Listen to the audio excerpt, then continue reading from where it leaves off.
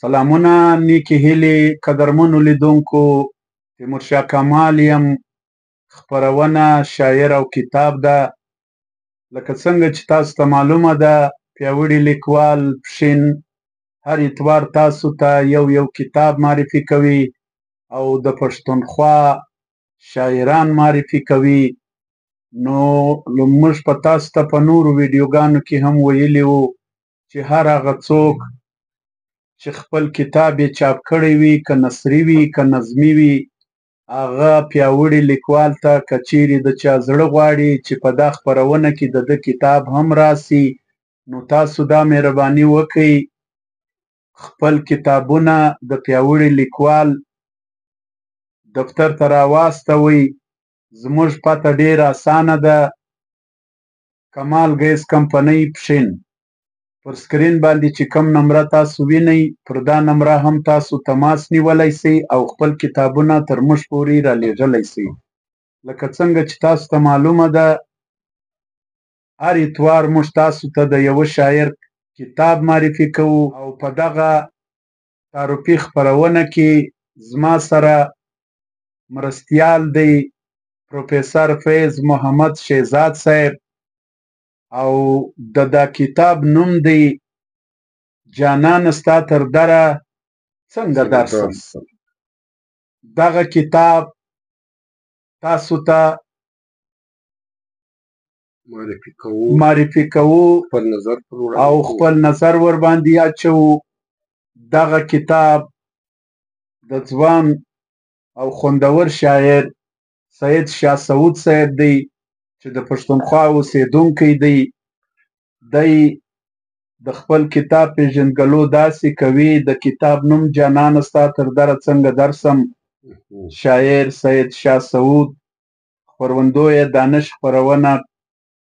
دانش خپروندویه ټولنه، کمپوز حاجي محمد عمرخیل، د چاپ شمیر 1000 ټوکه او د چاپ نیټه 1483 لمریز کال.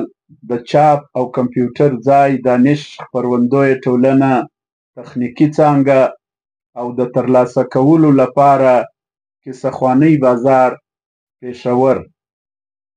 نو دغه کتاب تاسو ته په کیسهخوانۍ بازار پېښور کې هم میلاوېدلی سي او په کوټه کې هم تاسو ته دا کتاب میلاوېدلی سي. نو شاه سعود صاحب د خپل دور د خپل عصر ډېر پیاوړی زلمی خوندور شاعر دی. تاسو چې د ده کلامونه واورئ او ویلولئ، نو تاسو ته به لا هم خوند درکړي. شهزاد صاحب، شاه سعود صاحب د پښتونخوا اوسېدونکی دی او خوندور شاعر دی. ما د ده شعر هم ووایي، د ده شعري ټولګه مې وویل، د ده فکر انسان ته معلوم کړي. که څه هم دی د ځوان کهول ځوان شاعر دی، خو شعر یې پختګي لري، ډېر پوخ شعر لیکي. او بیا ګر سره هم کمال صاحب ستا په ذهن کې ده، باخبره څوک یې چې پښتونخوا وطن خو د دانشورو، د شاعرانو، د لیکوالانو که کلاسیک ادب دی، که نثر راواخلي که نظم راواخلي، اوس د خوشحاله باد تر اجمله پورې، بیا تر داوود دوره پورې هر شاعر یې د کمال شاعر دی. او بیا شاه سعود ما وویل چې د ځوان فکر څوک دی، خو احساسات ډېر پاخه دي، محسوسات یې د راغله پاخه دي. د ده د ذهن څخه معلومیږي چې دا د قلم او کتاب څخه تړلی څوک دی، په قلم او کتاب مین دی. زه دا غواړم چې ته د ده یو کلام چې کوم دی نه، هغه وړاندې کړه زموږ د اورېدونکو ته، لیدونکو ته. خبره به نور هم مخته بوځو. ما چې کوم ووایي تراکیب یې نوي دي، تشبیهات یې ښه دي، بلکې ځای د کلمیاتو سم کار اخیستی. ډېر. نو قدرمنو لیدونکو، سید شاه سعود صاحب په خپل کتاب کې 63 غزلې، 26 نظمونه چې په هغو کې آزاد او نثري نظمونه هم شامل دي، په دې کتاب کې یو ځای کړي دي. او تاسو چې دا کتاب واخلئ، ویلولئ، نو نور به هم خوند درکړي. نو شهزاد صاحب سعود صاحب په خپل یو کلام کې وایي ارشاد وایي ژړا را سره ډیره ده خندا را سره ډیره ژړا راڅخه ډېره ده خندا راڅخه ډېره ژړا را سره ډیره د خندا را سره ډیره ژوندی یم د ژوند هره ادا را سره ډیره واه ته دا بیا ووایه ډېر ښه ژړا را سره ډیره د خندا را سره ډیره ژوندی یم د ژوند هره ادا را سره ډیره سفر می خدای خبر کا تر اخره پورې لاړ شي انجام را سره نشته ابتدا را سره ډیره یعنې اوس دا داسې خبره وکړه د کائنات اوس لا مزید نور غوړېږي نغمې د پاکې مینې پتنګانو باندې ویشم نغمې د پاکې مینې پتنګانو باندې ویشم څراغ یمه بلیږم رڼا را سره ډیره دا بیا ووایه نغمې د پاکې مینې پتنګانو باندې ویشم نغمې د پاکې مینې پتنګانو باندې ویشم څراغ یمه بلیږم رڼا را سره ډیره دا ستوري دا سپوږمۍ او دا لمرونه ټول زما دي دا ستوري دا سپوږمۍ او دا لمرونه ټول زما دي جانان چې را سره وي نو دنیا را سره ډېره اغزو مې لاس نیولی و سعوده خو ناڅاپه اغزو مې لاس نیولی و سعوده خو ناڅاپه ګلانو ورته وویل چې ښکلا را سره ډېره کمال صاحب د دا وطن د دا خاورې چې زموږ خاوره د زموږ وطن دی په خوشحال بابا هر څوک خبر دی په حمید بابا په رحمان بابا په اجمل خټک صاحب باندې بلکې پر احمد شاه سایل خلو د ټول خبر زما خبره دغه ده چې د دې سره سره داسې دغه خاوره داسې ژوندي شاعران هم لري الان کې دالته زموږ ملګری یو سعود لالا یو داسې شاعر دی زه چې دا د ده نوم و سعود ته وګورم هغه سعود را یاد سي نه چې هغه ډېر باخبره شاعر خو د ده د شعر د لارې قسم زه دی نه پېژنم د ده د فکر په حواله زه د ده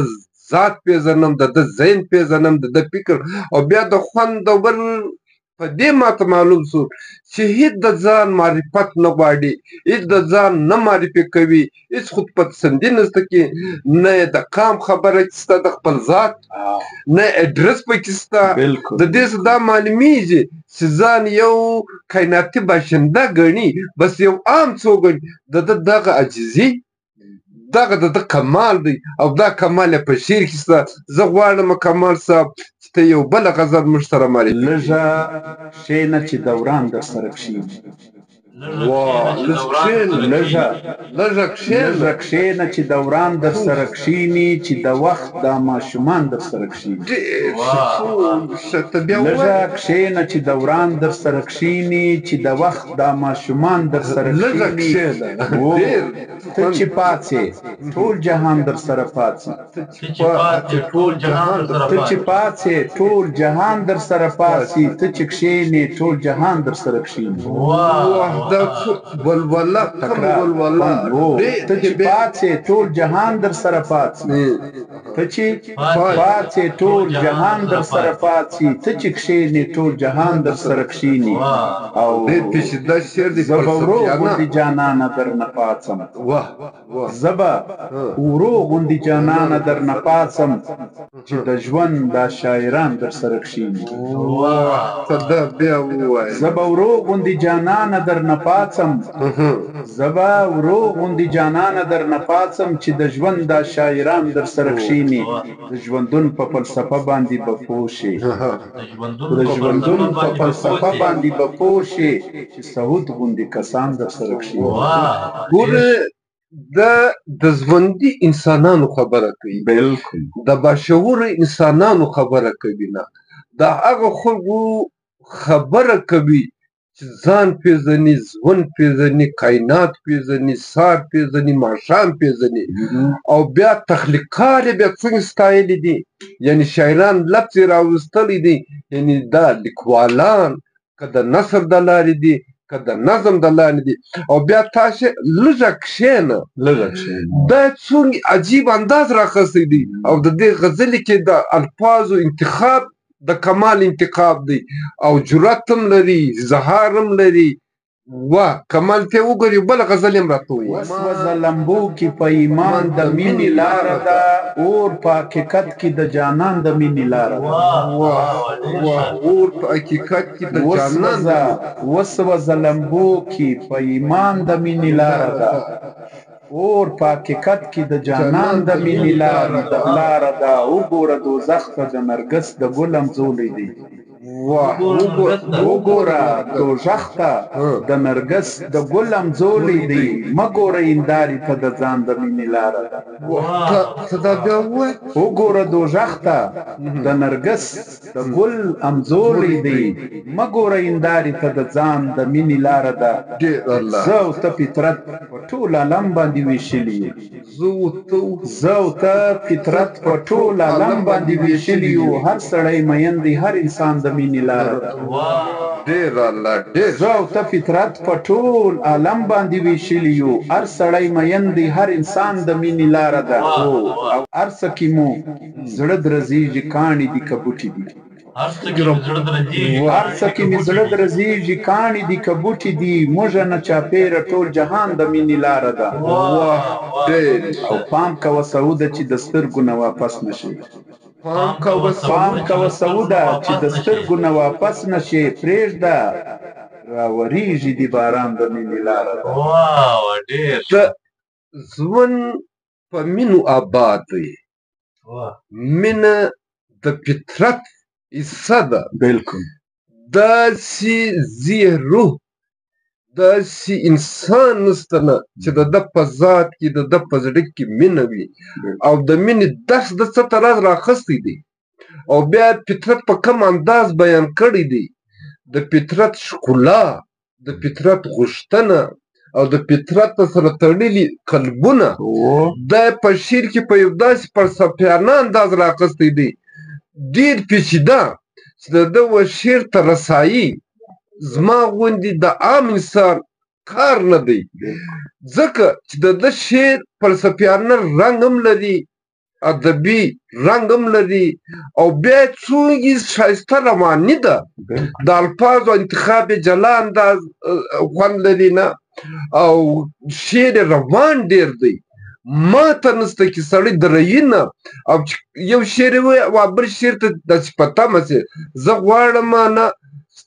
یا نظم یا یو بل غزل چې کوم ده دی وایي چې د خپلو دوو سترګو په شان به دې کړم د خپلو دوو سترګو په شان به دې کړم که ډېر مشکل یې خو آسان به دې کړم د خپلو دوو سترګو په شان به دې کړم که ډېر مشکل یې خو آسان به دې کړم زړه نه مې سترګو پورې مه راوله زړه نه مې سترګو پورې مه راوله د راز خبره یې اعلان به دې کړم زړه نه مې سترګو پورې مه راوله د راز خبره یې اعلان به دې کړم او که مې لحد شولې که مې لحد شولې نو تل به مې یې که مې لحد شولې نو تل به مې یې که مې محل شولې نو وران به دې کړم او زما په زړه کې یو جهان آباد دی زما په زړه کې یو جهان آباد دی که هلته راغلې نو حیران به دې کړم او رانه د لمر دا سترګه مه پټوه رانه د لمر دا سترګه مه پټوه ورځې ځه ګنې باران به دې کړم رانه د لمر دا سترګه مه پټوه رانه د لمر دا سترګه مه پټوه ورځې ځه ګنې باران به دې کړم اوس ګوره نه یعنې ځان و کائنات ټوله باران کوي د ځان په درد د قام په غم د وطن په ښکلا او لمر چې دی رڼا ده مقصد یې چې هر هغه رڼا چې څوک له منځه وړي موږ داسې نسل تیار کړی دی چې باران به دې کم او که ډېر مشکل یې آسان به دې کم ژوند څومره مشکل دی د ژوند غوښتنې ژوند ته رسېدل څومره مشکل دی دی د همت خبر هم کوي د حوصلې خبر هم کوي د بصیرت خبر هم کوي وایي که در ورسېدلم اسانه به دې کمه نه نو زما مختصره او مجموعي خبره دا ده چې واقعي سید شاه سوچ کوم دی د کمال شعر لیکي، پر شعر غبل لري، شعر عنوان لري، شعر چې کوم دی د ژوند نصاب کې ښکاري، ژوند چې کوم دی د ژوندي انسانانو د مین زړونو خصوصا فلسفیانه پیچیدګي لري او د الفاظو انتخاب یې ډېر ښایسته دی. شعر رواني چې کومه ده هغه لري، بلکې په ځان کې چې کوم دی شعر د معنا د مفهوم څخه ډک دی. هر زړه تخنوي نه بلکې ژړوي لا هم، ځان ته پام کوي هم. زما خو دا ګمان دی، زما خو دا خیال دی چې د روان نسل چې کوم دی د نمایندګي کوي او د سبا به نماینده څوک وي. قدرمنو لیدونکو، د سید شاه سعود جانانه ستا تر دره څنګه درسم کتاب مو تاسو ته معرفي کوي. هیله لرو چې دا کتاب لاسته راوړئ او ویې لولئ. د سید شاه سعود صاحب کلامونه درانه خوندور کلامونه دي، تاسو یې هم ولولئ، نور خوندونه به هم پرې واخلئ. نو تر بل اتواره زه تیمورشاه کمال او فیض محمد شهزاد صاحب له تاسو څخه اجازت غواړو. ستړی پښتون مه هېروئ ملګرو، دغه ویډیوګانې چې موږ د لیکوالو او شاعرانو کلامونه تاسو ته معرفي کوو په دې کې کومک را سره کوئ، ویډیو مخ ته شیروئ. ملګرو ستاسو یو جهان مننه. تر بل اتواره اجازه غواړو. د خدای په امان.